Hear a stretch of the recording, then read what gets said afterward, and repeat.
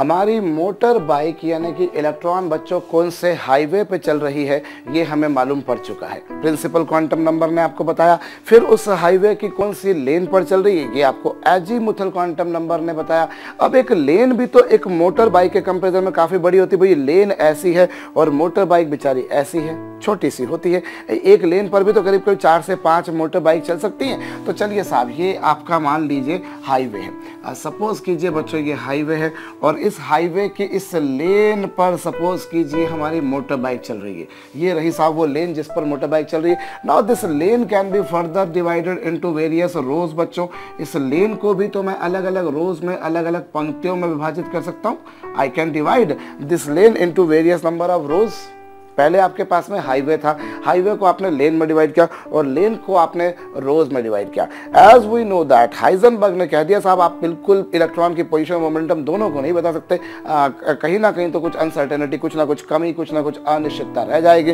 तो हम जितना करीब पहुंच सके पहुंचने की कोशिश कर रहे हैं। तो पहले आपको मालूम पड़ गया कि साहब हाँ इलेक्ट्रॉन जो है वो किसी ए बी हाईवे पर चल रही है। उस हाईवे की कौन सी लेन पर चल रही है वो आपको मालूम पड़ चुका। अब आपको मालूम करना बच्चों वो कौन से रो पर है। ये जो है क्वांटम नंबर बच्चों जिसे हम लोग स्मॉल m से रिप्रेजेंट करते हैं। ये जो है बच्चों ये हमें बताता है कि इलेक्ट्रॉन कौन सी रो पर घूम रहा है। रो तो मतलब जस्ट हमने समझने के लिए कहा, अदरवाइज उसको टेक्निकली बच्चों हम लोग कहेंगे orbital. This quantum number gives you idea about orbital. Electron कौन से ऑर्बिटल में, कौन से कक्षक में घूम रहा है बच्चों, ये क्वांटम संख्या आपको उस बारे में जानकारी देती है।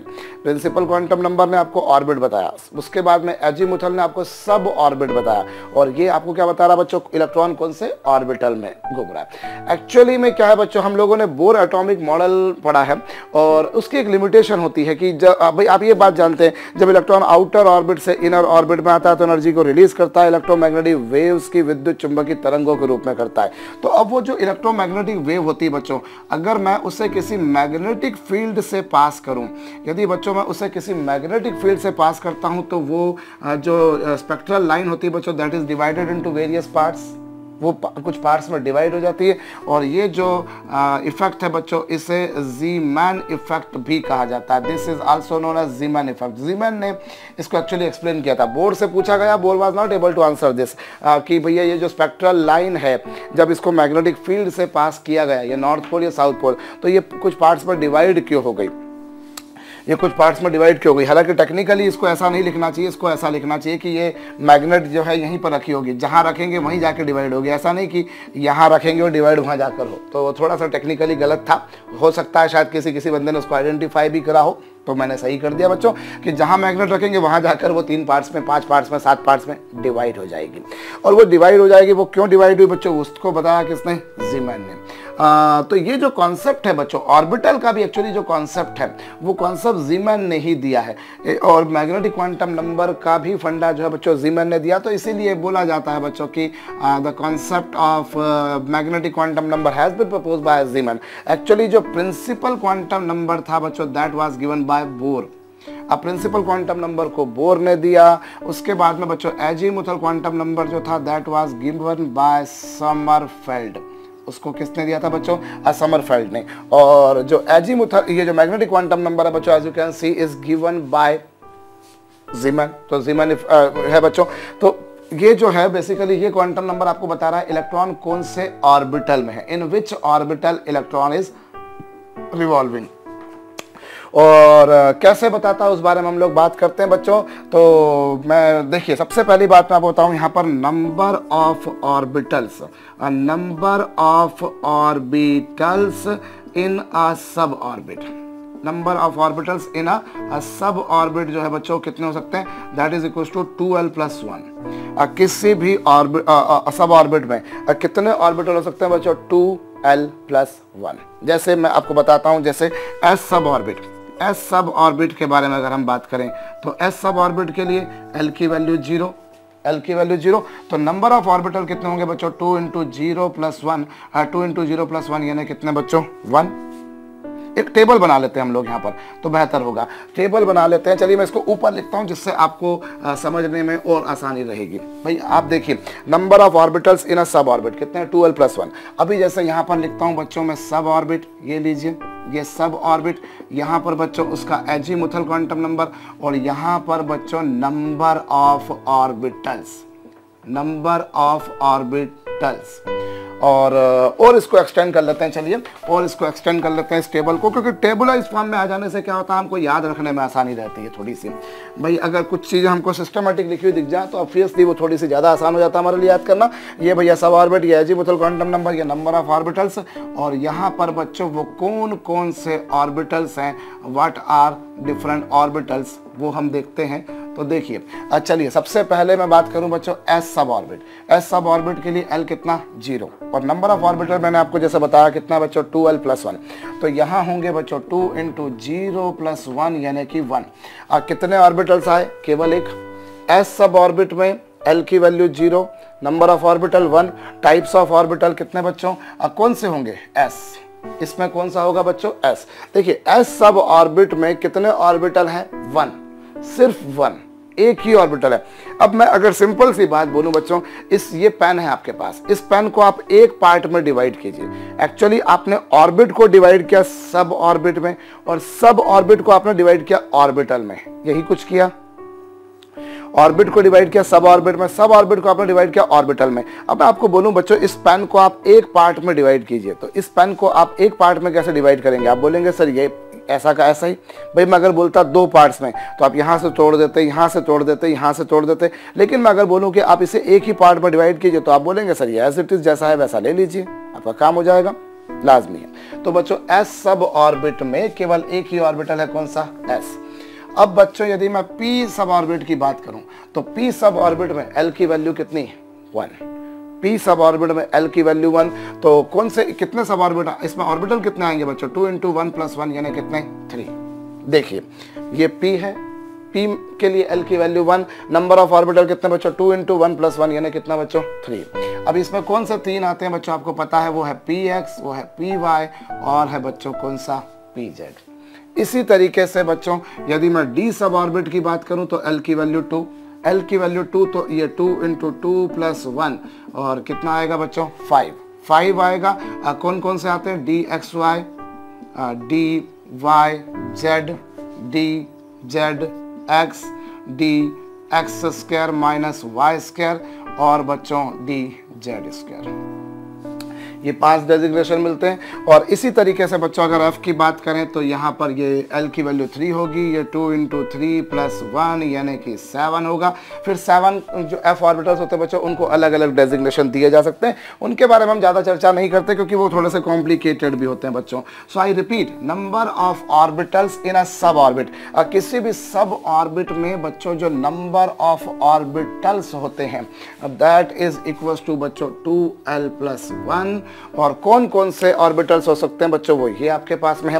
भाई एस में केवल एक ही होगा, एस में केवल एक होगा। अब पी में बच्चों 3 होंगे, डी में बच्चों 5 होंगे और एफ में 7 होंगे। ये आपके पास में आ गए। अभी मैं इस टेबल को और एक्सटेंड करूंगा थोड़ा सा जिससे आपको और पिक्चर क्लियर हो जाएगी बच्चों, बट अभी के लिए आप इतना समझिए कि अब मैंने इसको एक ही पार्ट में डिवाइड किया। अब इस पेन को मैं एक ही पार्ट में डिवाइड करूंगा तो एस का एस ही होगा बच्चों। और वैसे भी एक बात और भी समझते हैं बच्चों, जो एस होता है वो नॉन डायरेक्शनल होता है, उसको आप और डायरेक्शन में तोड़ नहीं सकते, लेकिन पी की डायरेक्शन होती है, अलॉन्ग द एक्सिस मिलने की पॉसिबिलिटी मैक्सिमम होती है। इसमें एक्स एक्सिस के अलॉन्ग मैक्सिमम, इसमें वाई के अलॉन्ग, इसमें जेड के अलॉन्ग और ये डी में और फिर एफ में बच्चों।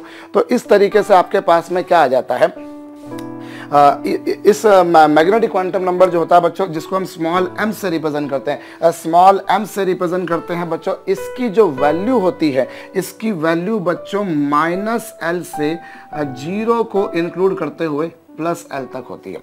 वैल्यू ऑफ m, ये गौर कीजिएगा बच्चों, value of m lies from -l to +l including 0।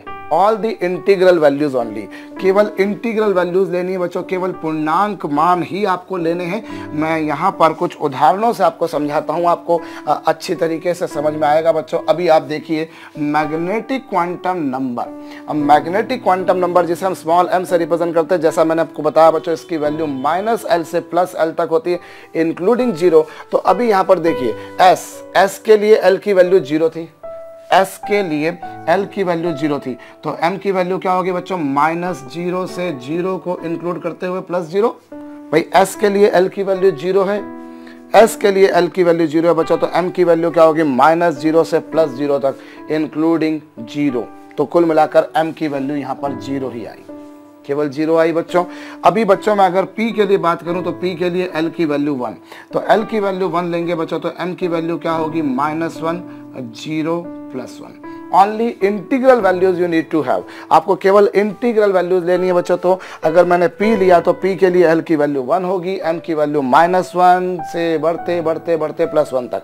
तो यहाँ पर क्या आएगा बच्चों, -1 0 और +1 ये आएगा। इसी तरीके से बच्चों अगर मैं d के लिए बात करूं तो d के लिए l की वैल्यू 2, और d के लिए l की वैल्यू 2 होगी बच्चों, तो m की वैल्यू होगी -2 -1 0 +1 +2। भाई you need to have the values of m right from -l to +l। आपको जो m की वैल्यूज लेनी है बच्चों वो -l से +l तक लेनी है इंक्लूडिंग 0। तो भैया यहाँ पर m की वैल्यू हो जाएगी -0 से +0 इंक्लूडिंग 0, m की वैल्यू -1 से +1 इंक्लूडिंग 0, m की वैल्यू -2 से +2 इंक्लूडिंग 0। तो बच्चों यहाँ पर क्या आएगा, -2 -1 0 +1 +2 ये आएगा। और इसी तरीके से बच्चों यदि मैं f सब ऑर्बिट के बारे में बात करता हूं, if I talk about f सब ऑर्बिट, तो f सब ऑर्बिट के लिए l की वैल्यू 3, तो m की वैल्यू क्या होगी बच्चों, -3 -2 -1 0 +1 +2 और +3 यही आएगी। भाई l की वैल्यू 3 है तो m की वैल्यू कितनी आएगी बच्चों, m की वैल्यू जो आएगी वो -3 से +3 तक इंक्लूडिंग 0। तो ये लीजिए साहब, -3 -2 -1 0 +1 +2 और +3। सो बच्चों यहाँ हमारे पास में these are the values of m, that is magnetic quantum number, चुंबकीय क्वांटम संख्या आ जाएगी। तो हमने क्या क्या देखा बच्चों, हम फिर से समझते हैं। देखिए किसी भी सब ऑर्बिट में कितने ऑर्बिटल्स हो सकते हैं बच्चों, वो 2l+1। और कौन सा हो सकता है भाई, इसमें एक ही आया, इसमें 3 आए और उनके मैग्नेटिक क्वांटम नंबर ये हैं, इसमें 5 आए, इनके मैग्नेटिक क्वांटम नंबर ये हैं, इसमें 7 आए, इनके मैग्नेटिक क्वांटम नंबर ये हैं। अब यहाँ पर बच्चों मैं कुछ ऐसी बात बताता हूँ आपको जो जनरली बहुत जगह पर सही नहीं मालूम होती है, या तो स्टूडेंट्स उसका मतलब गलत निकाल देते हैं, या इवन टीचर्स कई बार उसका मतलब गलत ही बताते हैं, या नहीं बताते पर फिर भी वो गलत बन जाता है। क्या मैं बताता हूं, देखिए बच्चों यहाँ जब हमने लिखा px py pz, तो बहुत सारे लोगों का मैंने मानना सुना है कि साहब वो समझते हैं px के लिए m की वैल्यू -1, py के लिए 0 और pz के लिए +1। ये बहुत सारे लोग गलत समझते हैं बच्चों कि px के लिए m की वैल्यू -1, अब py के लिए 0 और pz के लिए +1, पर ऐसा नहीं है बच्चों। ऐसा नहीं है कि px के लिए आपको -1 लेना है, py के लिए 0 लेना है, pz के लिए +1 लेना है। अब यहाँ जो मिसकॉन्सेप्शन बनते हैं जरा उस बारे में हम लोग बात करेंगे। मैं एक बार फिर से बोल रहा हूँ बच्चों, s के लिए l की वैल्यू 0 थी, m की वैल्यू 0 ही आई, p के लिए l की वैल्यू 1 थी, m की वैल्यू ये आई। ये कहाँ से आई बच्चों, ये यहाँ से आई। अब मैं इसे मिटाता हूँ और मैं आपको बताता हूँ क्या है। देखिए हमने एक स्टैंडर्ड नोटेशन लिया है कि हम क्या करते हैं, कोई भी एलिमेंट होता है उसमें क्या करते हैं बच्चों, जो जेड एक्सिस होती है, जेड एक्सिस को हम बच्चों मेन एक्सिस लिया करते हैं। जेड एक्सिस जो होती है उससे हम मेन एक्सिस लेते हैं और इस पे m की वैल्यू हम कितनी लेंगे बच्चों, 0। जेड एक्सिस पर कुछ भी आएगा हम m की वैल्यू कितनी लेंगे बच्चों, 0, सर्टेनिटी के साथ में। रिपीट कर रहा हूं, जेड एक्सिस को मेन एक्सिस माना गया है। आगे चल के भी हम लोगों को इसकी जरूरत पड़ेगी बीच बीच में बच्चों, आप तब देखेंगे। हम लोग केमिकल बॉन्डिंग पढ़ेंगे, उसमें मॉलिक्यूलर ऑर्बिटल थ्योरी, आणविक कक्षक सिद्धांत पढ़ेंगे। वहां पर भी आप देखेंगे जो जेड एक्सिस होती है उसे इंटर न्यूक्लियर एक्सिस लिया जाता है, मेन एक्सिस लिया जाता है। तो जेड एक्सिस पर m की वैल्यू 0 होगी। अब क्या होगा बच्चों, जब इसी पर समझिएगा, जो pz है, अब pz के लिए m की वैल्यू 0 होगी, पी जेड के लिए बच्चों m की वैल्यू जो होगी वो कितनी होगी 0, और पी एक्स के लिए बच्चों m की वैल्यू कितनी होगी और पी वाई के लिए कितनी होगी, जरा गौर कीजिएगा बच्चों। पी जेड के लिए तो 0, जेड एक्सिस को मेन एक्सिस लिया है, ये सर्टन है बच्चों, जेड एक्सिस को मेन एक्सिस लिया, उस पर m 0। अभी पी एक्स के लिए m की वैल्यू जो होगी ना बच्चों वो क्या होगी, वो +1 और -1 दोनों में से कुछ भी हो सकती है। पी एक्स के लिए m की वैल्यू बच्चों आप +1 भी ले सकते हैं, -1 भी ले सकते हैं। You are independent to take either of these two values. इसी तरीके से पी वाई के लिए बच्चों जो इसकी वैल्यूज होंगी वो होंगी -+1। मतलब क्या, अगर आपने पी एक्स के लिए +1 लिया तो पी वाई के लिए बच्चों -1 लेंगे, और अगर आपने पी एक्स के लिए -1 लिया तो पी वाई के लिए +1 लेंगे। बच्चों ये बहुत घसीट के कई बार बताया जाता है कि पी एक्स के लिए बच्चों m की वैल्यू -1 लेना, पी वाई के लिए 0 लेना, पी जेड के लिए +1 लेना। और अगर नहीं भी बोला जाता है तो हम लोग बुक्स में जब पढ़ते हैं तो हम उसका मतलब यही निकालते हैं। कैसे भाई, हमेशा आप कोई भी बुक उठाकर देखिए, अमूमन आपको हर बुक में पहले पी एक्स फिर पी वाई फिर पी जेड लिखा हुआ मिलेगा। हर बुक में P X P Y P Z मिलेगा, और हर बुक में आपको ऑर्डर यही मिलेगी। तो उससे हम लोग कई बार खुद से मतलब निकाल देते हैं कि अच्छा पी एक्स के लिए -1 होता होगा, पी वाई के लिए 0 होता होगा, पी जेड के लिए +1 होता होगा। अगर आपने ये चैप्टर मुझसे अभी ये वीडियो से देखने से पहले बच्चों पढ़ रखा होगा तो मैं दावे के साथ कहता हूँ 90% स्टूडेंट्स के जहन में यही बात चिपकी हुई होगी, और नहीं भी सोची होगी तो शायद कभी घूमते फिरते दिमाग में आओगे ऐसा कुछ होता होगा। पी एक्स के लिए -1, पी वाई के लिए 0, पी जेड के लिए +1। ये जो चैप्टर है बच्चों ये क्वांटम फिजिक्स पर बेस्ड है एक्चुअली, और इसमें बहुत सारे मिसकॉन्सेप्शंस लोगों के बने रहते हैं। मैंने तो मेरे एक्सपीरियंस में यही पाया। There are many teachers, many student who have lots of misconception. But बच्चों कुछ यहाँ अलग बात आ रही है। पी एक्स के लिए एक्चुअली बच्चों -1 नहीं, जरूरी नहीं है, आप लीजिए, नोबडी कैन डिनाई, लेकिन ये ठप्पा नहीं लगाए कि पी एक्स के लिए -1 लेना है। आप पी एक्स के लिए -1 लीजिए तो फिर पी वाई के लिए +1 लेंगे, और इधर अगर +1 लेंगे तो इधर -1 लेंगे। ये अवश्य भाविए बच्चों। जेड एक्सिस को आपने मेन एक्सिस मान लिया, उसके m 0, ये जेड इसको स्टैंडर्ड ले लिया गया है, तो जेड पर तो m 0 होगा बच्चों। पी जेड के लिए m 0, तो इसके लिए आपने +1 लिया तो फिर यहाँ +1 नहीं लेंगे, ये ध्यान रखना। अगर इसके लिए आपने +1 लिया तो फिर आप यहाँ +1 नहीं लोगे, इसके लिए अगर -1 लिया तो यहाँ -1 नहीं लोगे। अगर +1 तो ये -1, ये -1 तो ये +1, ये तय शुदा बात है बच्चों। और पी जेड के लिए तो m की वैल्यू कितनी साहब 0। तो ये बच्चों आपके पास में क्या आ गया, ये आपके पास में बच्चों m की वैल्यू के से रिलेटेड एक बात आई। इसी तरीके से बच्चों यदि मैं आपको बताऊं, जैसे हम ये d के लिए बात करें तो d में क्या होगा बच्चों, जो जेड स्क्वायर होगा उसका m कितना होगा 0, क्योंकि आपको ध्यान हो बच्चों जो d जेड स्क्वायर था वो जेड एक्सिस के अलोंग होता था। उसकी जो शेप होती थी बच्चों वो बेबी सिपर वाली शेप होती थी, आपको याद हो मैंने आपको बताया था। तो वो जो है d जेड स्क्वायर जो है बच्चों उस पर m की वैल्यू कितनी 0, because it is oriented along Z axis, वो जेड एक्सिस के अलोंग है। और जैसा मैंने कहा बच्चों कि जेड एक्सिस को हमने ओरिजिनल एक्सिस या मेन एक्सिस या पेरेंट एक्सिस माना है, तो डी जेड स्क्वायर के लिए बच्चों कितना है 0।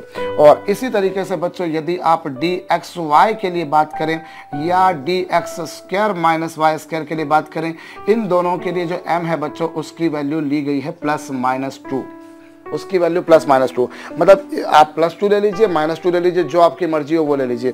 अगर आपने इसके लिए +2 लिया तो इसके लिए -2 लेंगे, और इसके लिए अगर -2 लिया तो बच्चों इसके लिए +2 लेंगे। You can take either of this two value, either +2 और -2, आइदर -2 और +2।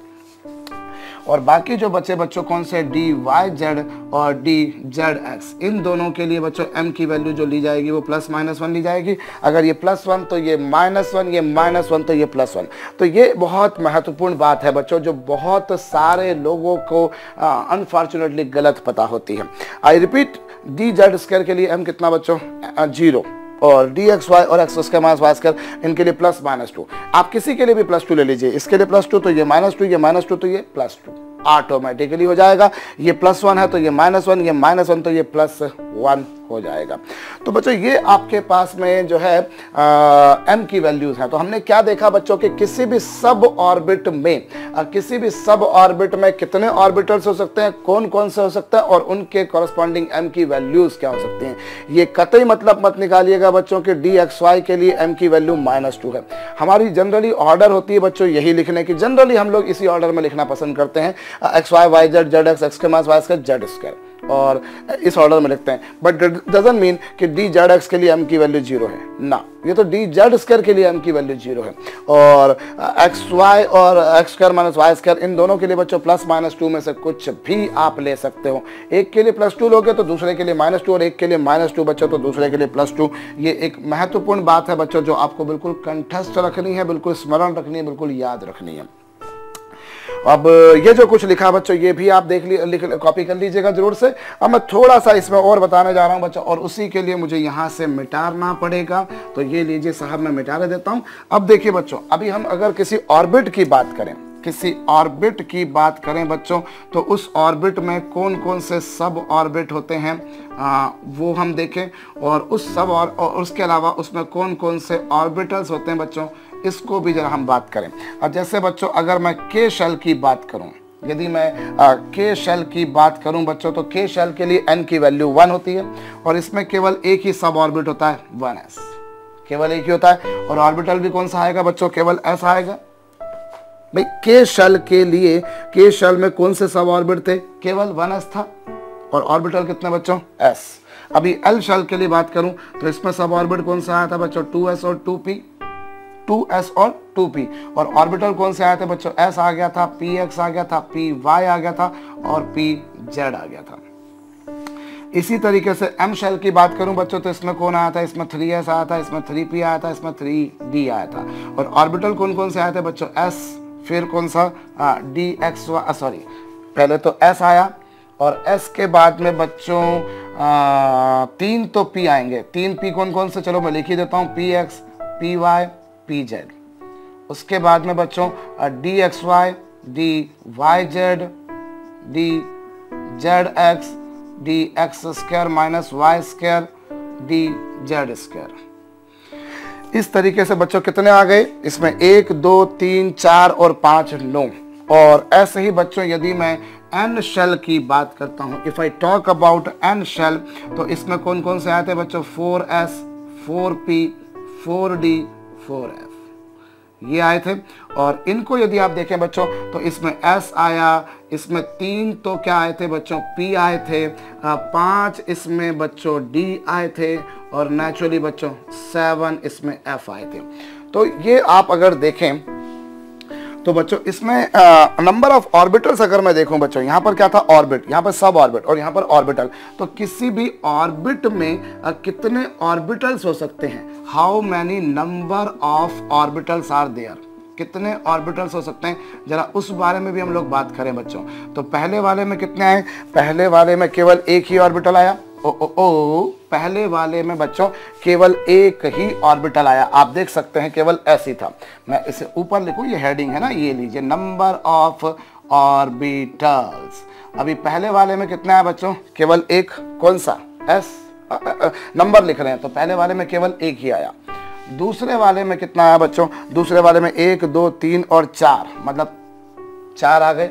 तीसरे वाले में बच्चों 1 2 3 4 और 5, ये कितने आ गए, 9।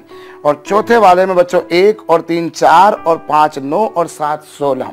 कुल मिलाकर बच्चों क्या आ रहा है, हम इसको इस तरह समझे, नंबर ऑफ ऑर्बिटल इसमें 1 स्क्वायर, इसमें बच्चों 2 स्क्वायर, इसमें बच्चों 3 स्क्वायर, और इसमें बच्चों 4 स्क्वायर। इसमें कितने ऑर्बिटल आए, 1, इसमें 4 मतलब 2 स्क्वायर, इसमें 9 मतलब 3 स्क्वायर, इसमें 16 मतलब 4 स्क्वायर। मतलब कुल मिलाकर जो नंबर ऑफ ऑर्बिटल्स आ रहे हैं बच्चों that is equal to n square. Number of orbitals जो आ रहे हैं बच्चों that is equal to n square. Number of orbitals की संख्या बच्चों किसी भी nth ऑर्बिट में, आप लोग देख चुके हैं बच्चों, किसी भी nth ऑर्बिट में नंबर ऑफ ऑर्बिटल कितने थे, n ही थे। जैसे 1 में केवल s था, सेकंड में s और p थे, थर्ड में s p और d थे, और बच्चों f में फोर्थ में s p d और f थे। तो ये जो है बच्चों, क्योंकि इस पर कई बार क्वेश्चन बन जाया करते हैं, बड़े सिंपल से बनते होते हैं, तो हमें अगर इनके फार्मूले भी याद हो तो भी अच्छी बात है, अदरवाइज यहाँ से आप टेबल से भी वेरीफाई कर सकते हैं। तो भैया फर्स्ट ऑर्बिट में कितने ऑर्बिटल हैं, 1, सेकंड में 4, फोर्थ थर्ड में 9। और आप सिंपली अगर बोले बच्चों तो किसी भी nth ऑर्बिट में, किसी भी nth ऑर्बिट में नंबर ऑफ ऑर्बिटल की संख्या जो होगी बच्चों that is equal to n square, which is verified from this table as well. Again I repeat बच्चों, px के लिए -1 लेना है, कोई दिक्कत नहीं। लेकिन अगर आप बोलो कि px के लिए -1 ही लेना है तो वो दिक्कत है। px के लिए -1 लिख दीजिए, py के लिए ऑटोमेटिकली +1 हो जाएगा, px के लिए +1 भी लिख सकते हैं, py के लिए ऑटोमेटिकली -1 हो जाएगा, pz के लिए बच्चों 0 लेंगे because that is considered as main axis और पेरेंट एक्सिस और यू कैन से जो प्रिंसिपल एक्सिस है बच्चों उसे हम बोल सकते हैं। तो ये कुछ हम लोगों ने बात देखी बच्चों। अच्छा, इसके बाद में हम लोगों ने ये देखा कि किसी ऑर्बिट में मैक्सिमम से मैक्सिमम किसी भी ऑर्बिट में बच्चों मैक्सिमम से मैक्सिमम कितने इलेक्ट्रॉन रखे जा सकते हैं। किसी भी ऑर्बिट में बच्चों मैक्सिमम से मैक्सिमम 2n² इलेक्ट्रॉन रखे जा सकते हैं। और किसी भी सब ऑर्बिट में कितने रखे जा सकते हैं बच्चों, 2 × 2l+1। किसी भी सब ऑर्बिट में कितने रखे जा सकते हैं बच्चों, 2 × 2l+1। ऐसे ही बच्चों किसी ऑर्बिटल में कितने रखे जा सकते हैं, भाई ऑर्बिट में कितने रखे जा सकते हैं, मैं फिर से लिख रहा हूं ऑर्बिट में। और सब ऑर्बिट में कितने बच्चों, सब ऑर्बिट में कुछ इतने। और अगर मैं ऑर्बिटल की बात करूं बच्चों, then how many maximum electrons can be accommodated in any orbital बच्चों, तो किसी भी ऑर्बिटल में अधिक से अधिक बच्चों 2 इलेक्ट्रॉन ही रखे जा सकते हैं। ऑर्बिट में कितने, 2n²। सब ऑर्बिट में कितने, 2 × 2l+1। और ऑर्बिटल में कितने बच्चों, 2।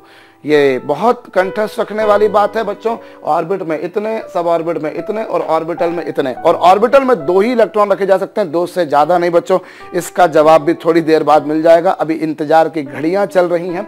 मैंने आपसे कहा बच्चों कि ये रूल कहां से आया, ये रूल कहां से आया है, ये रूल कहां से आया बच्चों, इस चैप्टर के लगभग अंतिम भाग में हम लोग जरूर देखेंगे। अभी के लिए सिर्फ आपको याद रखना बच्चों। So an orbital can accommodate at most 2 electrons, ये आपको बच्चों देगा। अच्छा, अब ये आपने जो मैग्नेटिक क्वांटम नंबर है बच्चों, ये जो है ये बेसिकली आपको बताता है बच्चों किसी भी इलेक्ट्रॉन का angular momentum along z axis. ध्यान दीजिए बच्चों, this quantum number gives you the information about angular momentum of electron along z axis। कौन सी एक्सिस बच्चों, z एक्सिस। जैसे मैंने कहा आपसे उसे हम पेरेंट एक्सिस बोला करते हैं। तो z एक्सिस के अलोंग जो एंगुलर मोमेंटम होता है बच्चों, उसमें और इसमें क्या रिलेशन है। Lz जो है बच्चों, Lz is the angular momentum along z axis, ये angular momentum along z axis है बच्चों। और m जो है बच्चों that is magnetic quantum number, और इनटू में क्या बच्चों, h/2π। क्या बच्चों, ये आपके पास में क्या है, Lz क्या है, this is the angular momentum of electron along z axis. भाई एंगुलर मोमेंटम जो होता है बच्चों, जो कि होता है किसके बराबर, mvr के बराबर, जिसे आप L या J से रिप्रेजेंट करते हैं। And this is the angular momentum along z axis. Angular momentum बच्चों वेक्टर क्वांटिटी होती है, एक सदिश राशि होती है। मोमेंटम तो आप लोगों ने जूनियर क्लास में भी पढ़ा है बच्चों, अभी आप एंगुलर मोमेंटम फिजिक्स में पढ़ेंगे। अगर पढ़ लिया तो बहुत अच्छी बात है, अदरवाइज जरूर पढ़ेंगे बच्चों। तो और शायद हो सकता है पहले कुछ लोगों ने पहले भी पढ़ रखा हो। तो जो एंगुलर मोमेंटम बच्चों that is a vector quantity. अब अगर मैं उस वेक्टर क्वांटिटी का कंपोनेंट निकालता हूं अलोंग z एक्सिस, तो z एक्सिस के अलोंग जो उसका एंगुलर मोमेंटम आएगा बच्चों that is equal to m × h/2π। This is the angular momentum along z axis and this is a magnetic quantum number, चुंबकीय क्वांटम संख्या। ये जो है बच्चों क्या है, मैग्नेटिक क्वांटम नंबर। तो अगर आप यहाँ पे मैग्नेटिक क्वांटम नंबर रख देते हैं -2, -1, +1, 0 वगैरह वगैरह, तो आपको क्या मिल जाएगा बच्चों, एंगुलर मोमेंटम। जैसे सपोज कीजिए अगर m की वैल्यू 0 है तो Lz भी 0 आ जाएगा, नेचुरल सी बात है। अगर m की वैल्यू बच्चों +-1 है तो Lz जो आएगा बच्चों that would be equal to +-h/2π। अगर m की वैल्यू बच्चों +2 है, +2 या -2 है, तो Lz की वैल्यू जो आएगी बच्चों that would be equal to +-2 h/2π। तो इस तरीके से बच्चों जो मैग्नेटिक क्वांटम नंबर है, this gives you the angular momentum of electron along z axis. z axis के अलोंग बच्चों इससे एंगुलर मोमेंटम मिल जाएगा। और यहाँ पर बच्चों जो है हम Lz जो होता है, मान लीजिए सपोज कीजिए कि इफ, यहाँ पर ध्यान दीजिएगा बच्चों, if angle between angular momentum axis, angular momentum vector जो है बच्चों, मतलब एंगुलर मोमेंटम किस डायरेक्शन में, as I told angular momentum is a vector quantity. अगर बच्चों सपोज कीजिए कि if angle between angular momentum vector and z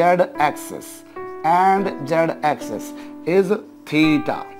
अगर दोनों के बीच में एंगल कितना बच्चों, थीटा। फर्ज कीजिए ये जेड एक्सिस है, फर्ज कीजिए बच्चों ये जेड एक्सिस है और ये बच्चों एंगुलर मोमेंटम की एक्सिस है। Angular momentum is a vector quantity, is a vector quantity. और फर्ज कीजिए बच्चों अगर उस एंगुलर मोमेंटम ने जेड एक्सिस के साथ में एंगल थीटा बना दिया बच्चों, तो एल जेड जो होता है ना वो होता है बच्चों एल कॉस थीटा के बराबर। किसके बराबर होता है बच्चों, ये किसके बराबर होगा, this is equal to L cos theta. अभी शायद हो सकता है कि आपको ये जो बात मैं बता रहा हूं ये किसी को अभी दिमाग में नहीं घुसे। अगर आपने फिजिक्स में वेक्टर्स पढ़ रखा है बच्चों तब तो कोई दिक्कत नहीं। वेक्टर्स मैंने फिजिक्स में काफ़ी डिटेल में पढ़ाया है, अगर आपने वो पढ़ रखा है तब तो अच्छी बात है। अगर नहीं पढ़ा है तो फिर शायद हो सकता है कि किसी के लिए थोड़ी सी संकटमयी बात रहे, पर मैं थोड़ा संकट मोचक बनने का काम करने की कोशिश कर रहा हूँ। देखिए अगर सपोज कीजिए कि ये जेड एक्सिस है और ये एंगुलर मोमेंटम है और दोनों के बीच में एंगल कितना बच्चों, थीटा। तो अगर आप L को इस डायरेक्शन में रिजॉल्व करेंगे, रिजोल्यूशन ऑफ वेक्टर्स में हम देखते हैं बच्चों, अगर इसको हम इस डायरेक्शन में रिजॉल्व करेंगे तो यहाँ L जेड जो आएगा बच्चों that would be equal to L cos theta. और L जेड की वैल्यू किसके बराबर है बच्चों, L जेड की वैल्यू है m into H upon 2 m into H upon 2 pi. तो ये रहा बच्चों। और L की वैल्यू, एंगुलर मोमेंटम जो होता है बच्चों किसी भी सब ऑर्बिट में, वो अभी आपने पिछले क्वांटम नंबर में देखा under the root L plus 1 H upon 2 pi into cos theta बराबर m into H upon 2 pi. अभी क्या होगा बच्चों, ये दोनों कैंसिल हो जाएंगे और इससे बच्चों m की वैल्यू जो आएगी that would be equal to under the root of L plus 1 into cos theta, where theta is the angle between angular momentum vector and z axis। Theta यहाँ पर बच्चों इन दोनों एक्सेस के बीच में एंगल है। तो ये आपके पास में m और थीटा में रिलेशन आ गया बच्चों, magnetic quantum number, azimuthal quantum number और थीटा में रिलेशन आ गया। तो यहाँ हम लोग क्या देख रहे हैं बच्चों, यहाँ हमने देखा बच्चों कि ये जो क्वांटम नंबर है, this quantum number gives you an idea about the angular momentum of electron about along Z axis. Z axis के अलोंग कितना एंगुलर मोमेंटम होगा बच्चों, वो इस तरह से निकलता है। This is a relation which gives you the idea about angular momentum of electron along Z axis. ये मैग्नेटिक क्वांटम नंबर और h और 2 पाई आप जानते हैं बच्चों। जैसे m की वैल्यू 0 पे क्या होगा, m की वैल्यू प्लस माइनस 1 पे क्या होगा, m की वैल्यू प्लस माइनस 2 पर क्या होगा। और अगर बच्चों एंगुलर मोमेंटम वेक्टर और जेड एक्सिस के बीच में एंगल थीटा है तो बच्चों एल जेड की वैल्यू कुछ इतनी आ जाएगी। भाई एल जेड की वैल्यू कितनी होगी, एल कॉस थीटा, क्योंकि अगर आप एल को इधर रिजॉल्व करेंगे बच्चों तो एल का जो कंपोनेंट इधर आएगा एल जेड वो होगा किसके बराबर बच्चों, L cos theta. Resolution of vector में अगर एंगल थीटा बनता है तो हम उसको कॉस थीटा लिखा करते हैं।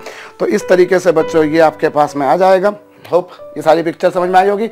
इसके अलावा बच्चों यहाँ पर हम और काम की बात देख रहे हैं। देखिए हमने मैग्नेटिक क्वांटम नंबर जो है बच्चों उसने हमें क्या बताया है, angular momentum of electron along Z axis, और साथ में आपने ये भी देखा। अब यहाँ पर आप देखिए एस सब ऑर्बिट में केवल एक ही था बच्चों एस, लेकिन पी में कौन थे, 3 थे, पी एक्स, पी वाई और पी जेड ये थे। ऐसे डी में बच्चों 5 थे, है ना। मैं लिखे देता हूँ, ये लीजिए D X Y, D Y Z, D Z X, D X square minus Y square और बच्चों डी जेड स्क्वायर। एफ में भी ऐसे 7 थे। अब ये क्या होता है बच्चों, चलिए यहाँ तो चलिए एक ही है, यहाँ तो कोई वांदा ही नहीं है, लेकिन ये जो 3 ऑर्बिटल्स आपको जो दिखाई दे रहे हैं बच्चों, ये जो 3 ऑर्बिटल्स आपको जो दिखाई दे रहे हैं, इन तीनों के शेप और साइज में 1% भी अंतर नहीं होता। इन तीनों के बच्चों शेप भी सेम होंगे, इन तीनों के साइजेस भी सेम होंगे, इवन इन तीनों की जो एनर्जी होगी बच्चों वो भी सेम होगी। ये जो 3 है बच्चों इनके शेप, साइज और एनर्जी बिल्कुल सेम होगी। भाई एक बात तो आप जानते हो, जब मैंने बोल दिया पी ऑर्बिटल मतलब वो डम्बेल्ड है, चैप्टर क्लोज, सीधा। अगर मैंने बोल दिया बच्चों पी तो वो डम्बेल्ड है।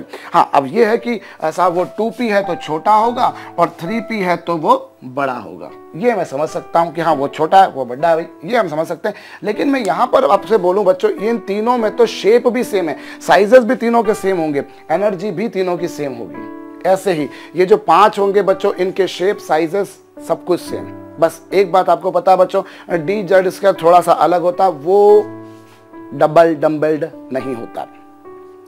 बाकी चारों डबल डम्बल्ड होते हैं बच्चों, इसमें कोई संशय नहीं है, बाकी चारों डबल डम्बल्ड होते हैं। अब ये जो है पांचों जो है बच्चों, एक्चुअली इन पांचों को अगर देखा जाए तो इन पांचों की एनर्जी सेम है, शेप सेम है, साइज सेम है। तो ये जो होते हैं ना बच्चों, एक ही सब ऑर्बिट को, सिंगल सब ऑर्बिट को बिलोंग करने वाले जितने भी ऑर्बिटल्स होते हैं, सिंगल सब ऑर्बिट को मतलब जैसे ये 2px, 2py और 2pz, ये तीनों किसको बिलोंग करते हैं? These all belong to 2p, ये तीनों एक ही को बिलोंग करते हैं। हाँ, अगर मैं ऐसा करता कि साहब 2px और 3py तो फिर ये डिफरेंट हो जाते हैं, क्योंकि ये सेकंड का है, ये थर्ड का है, डिफरेंट हो जाते हैं। अब एक्चुअली क्या हो रहा है बच्चों, ये आपने क्या करा, यहाँ पर ये तीनों जो है बच्चों, ये तीनों सेम सब ऑर्बिट के हैं, तीनों सेम सब ऑर्बिट के हैं। दोज ऑर्बिटल्स बच्चों which belong to same sub orbit, जैसे ये पांचों जो होंगे बच्चों, जैसे अगर मैं बोल दूं सपोज कीजिए 3dxy,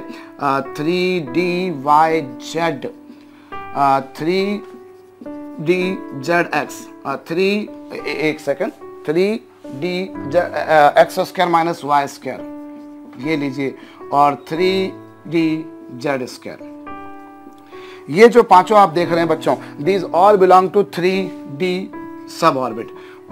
और ऐसे ऑर्बिट बच्चों, ऐसे ऑर्बिटल्स जो सेम सब ऑर्बिट को बिलोंग करते हैं, ऐसे ऑर्बिटल्स जो सेम सब ऑर्बिट को बिलोंग करते हैं, उन ऑर्बिटल्स को बच्चों हम लोग कहा करते हैं डीजनरेट ऑर्बिटल्स। उन्हें हम क्या नाम देते होते हैं बच्चों?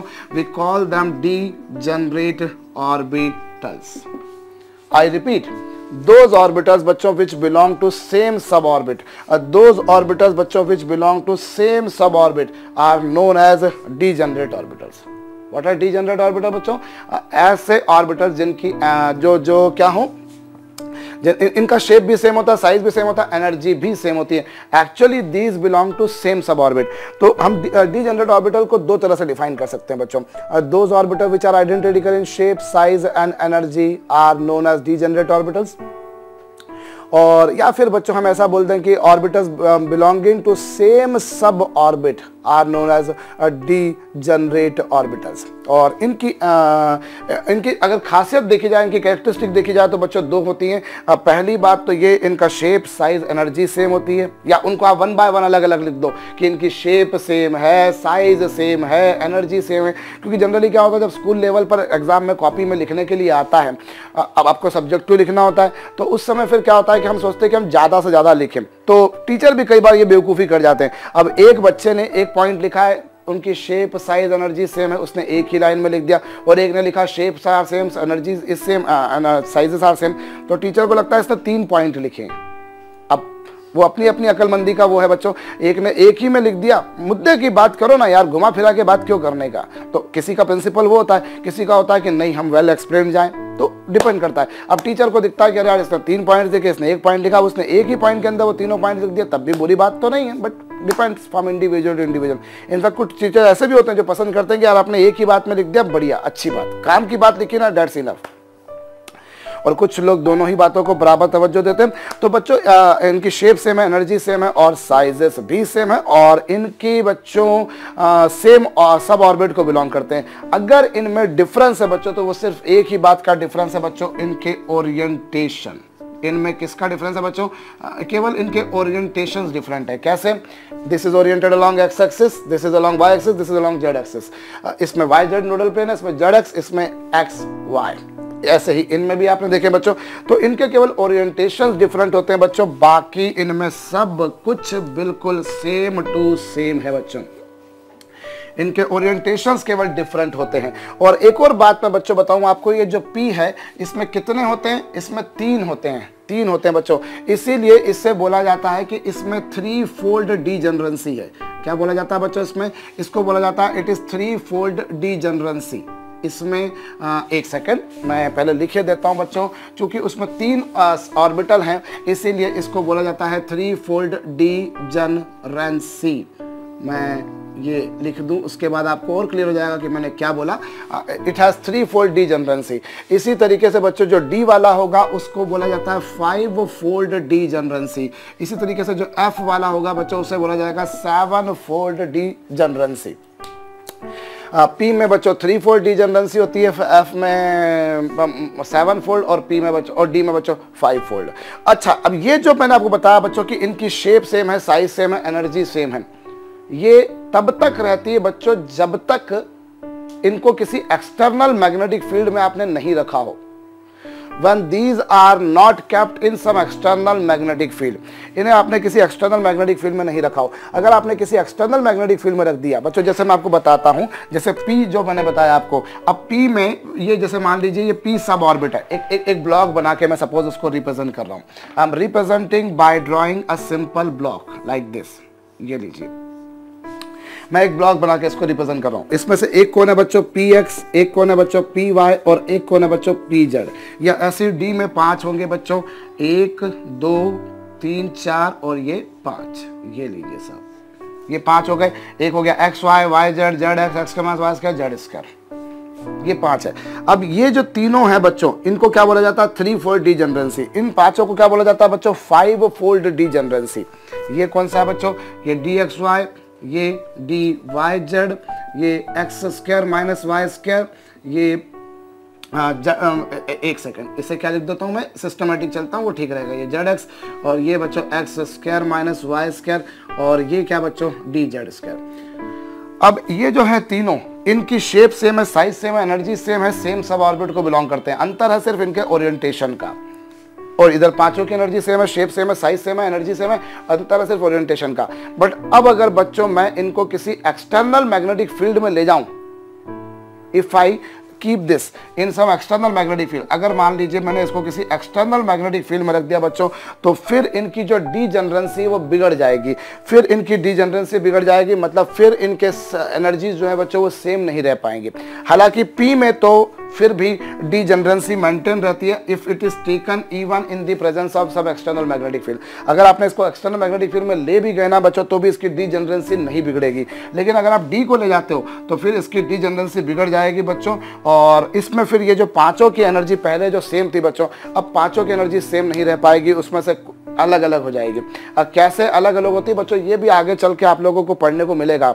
हम लोग इनऑर्गेनिक केमिस्ट्री में एक चैप्टर पढ़ा करते हैं बच्चों, कोऑर्डिनेशन केमिस्ट्री। उसमें आप लोग क्रिस्टल फील्ड थ्योरी पढ़ेंगे, CFT, बहुत इंपॉर्टेंट थ्योरी मानी गई है बच्चों। तो CFT में आप पढ़ेंगे कि इसकी जो डीजनरेंसी बच्चों वो डिस्टर्ब हो जाती है, वो बिगड़ जाती है।